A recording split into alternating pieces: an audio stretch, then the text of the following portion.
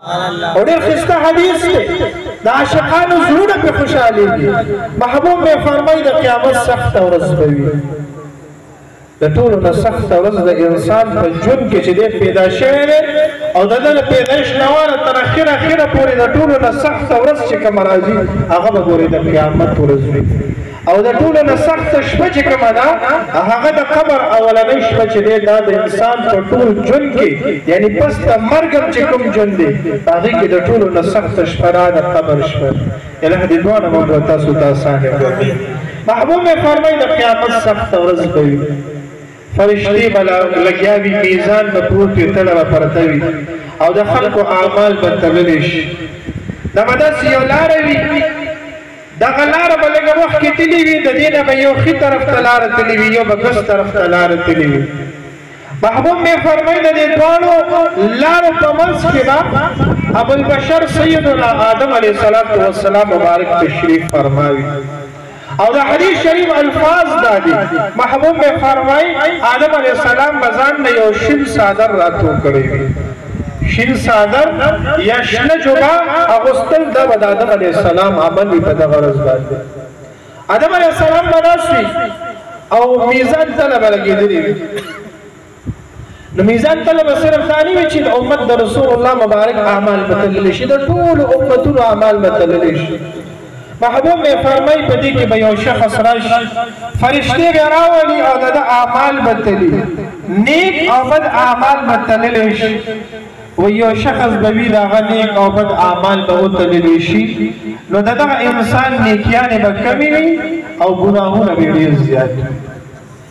نو بیا دوه قسمه فرشتې دي، یو د جهنم د عذاب فرشتې دي او یو د جنت د رحمت فرشتې دي چې د کوم یو انسان نیک اعمال زیات شو هغه د رحمت د جنت فرشتو ته به حواله شي، وایي دی بوځئ جنت ته بوځئ او د جنت نعمتونه ورته ورکوي.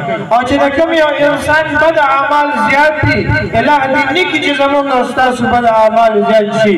د کوم یو انسان بد اعمال زیات دي بیړۍ به ورته واچولی شي. د جهنم هغه غضبناکو فرشتو ته به حواله شي او ورته به حکم وشي دی بوځئ د ده فیصله د جهنم وشوه دی جهنم ته بوځئ. محبوب مې فرمایي دغه انسان چې د ده اعمال به وتلی شي، نیکیانې به کمې وي، ګناهونه به زیات وي، د جهنم د عذاب فرشتو ته به حواله شي چې دغه انسان جهنم ته بوځئ. آدم علیه السلام به په دغه ځای کې ناست وي، ګوري به چې زما څومره بچي جنت ته ځي او څومره جهنم ته ځي. په دغه ټیم کې به آدم علیه السلام دغه نظر مبارک په دغه شخص باندې ولګېږي او آدم علیه السلام ته به دا پته ولګېږي چې دا خو د محمد رسول الله صلی الله علیه وسلم مبارک امتی دی.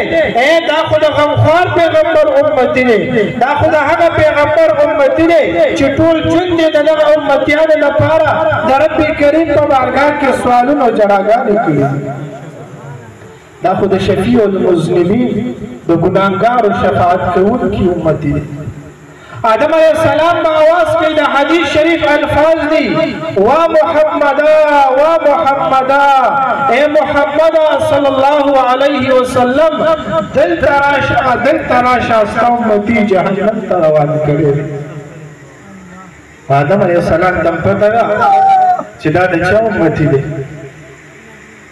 رسول کریم صلی الله علیه وسلم مبارک دغه رحمت دی، غمخوار پیغمبر به راشي او دغه ګناهګار امتي به د لاس نه ونیسي. فرشتو ته به وایي دا خو زما امتي دی، دا چېرته م روان کړی دی؟ یا رسول الله ده باندې د جهنم واجب شوی دی، د جهنم فیصله پې شوې ده، جهنم ته یې بوځو. محبوب به مې ورته فرمایي نه دا خو زما امتي دی، دی به جهنم ته څنګه بوځئ؟ فرشتې به ورته یا رسول الله موږ مامور یو، زموږ لپاره فرشتې دي، موږ ته حکم شوی دی ان الله محبوبه موږ سره واپس لاړ شي میزان ته. محبوب به مې ورته فرمایي راځئ چې میزان له بیا ځو. میزان تبارشی امام الانبیاء بو فرمائی اے فرشتو زمانہ دے امتی حساب کتاب بیا شروع کئی فرشتے با بیا لگیاوی نیکیان بمتلی گناہون بمتلی بیا با گناہون زیادشی نیکیان با کمیشی پدغا ٹیم کے با امام الانبیاء تخپل بڑی مبارک نے یو کاغذ رو باسی اہم کاغذ برا واخلی دغا امتی دا نیکیانو پتل کی بیواچی اچانک بنا نیکیانو تل چی دے حقا زیاد تشی گناہون تلا غبا کمشی فرشتے با دستخط کی اے دا جنت فرشتو اے دا رحمت فرشتو راشی دغا انسان جنت تبوزی دا رحمتون و دا نعمتون زیتے ہوئے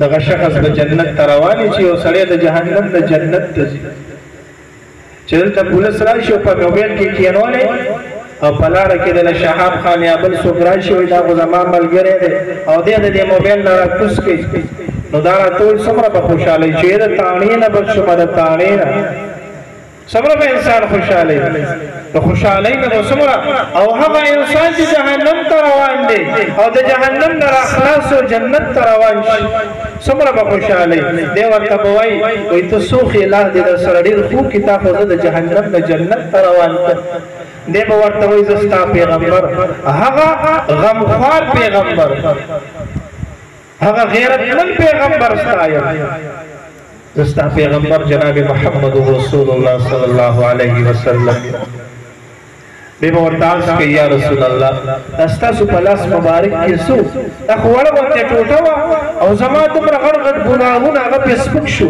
محبوب بمیورتا فرمائی اے زمان امتی تا تفت نشتا تجھے پا دنیا کے موجود وی تا با پما بانی دروش شریف ویل احاق دروش شریف میں سنبال اے خوزیو ماویل تا بدل پہاگا ٹیم کی ندی سیلہ درکوما ندی عیوز بدرکوم چکلتا تغیر زیاد ضرورت وی نندر تا ضرورت دا میں استا پا دنیا کے پما باندی دروش شریف ویل چکمو داغی عجر و ثواب میں درتن اندر